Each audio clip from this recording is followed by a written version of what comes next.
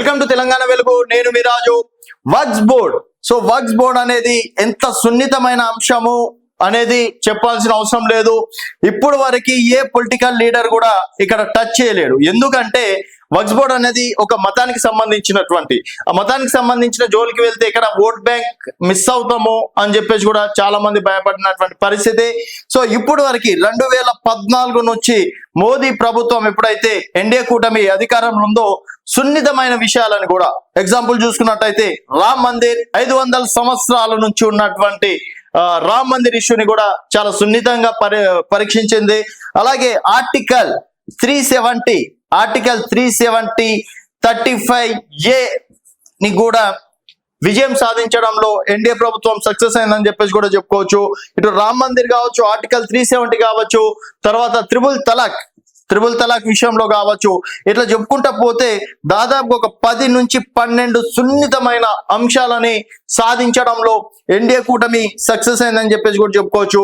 అలాగే వక్ఫ్ బోర్డ్ విషయంలో కూడా తగిన జాగ్రత్తలు తీసుకుంటాం. పేదవారికి మాత్రమే వక్ఫ్ బోర్డ్ లో అవకాశాలు ఇవ్వాలి. ఇప్పటి వరకు కేవలం కొంతమంది కుటుంబ సభ్యులు మాత్రమే వక్ఫ్ బోర్డ్ విషయంలో బాగుపడ్డారు. సో ఇప్పుడు వరకు వక్ఫ్ బోర్డ్ ఆస్తులు ఎంత అని అంటే తెలిస్తే షాక్ అవుతారు. దాదాపుగా 9 లక్షల ఎకరాల పైగా వక్ఫ్ బోర్డ్ కింద ఆస్తులు ఉన్నాయి.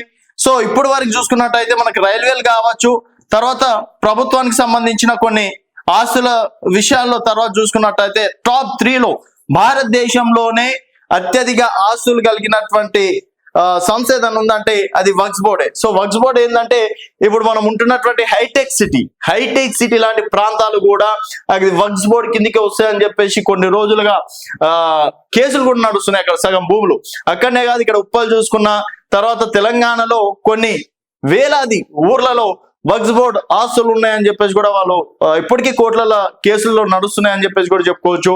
మరి వక్ఫ్ బోర్డ్ వల్ల ఎవరికైనా లాభం అంటే ఎవరికి లాభం అంటే కొంతమందికి మాత్రం లాభం, ఎవరికి నష్టం అయితే లేదు.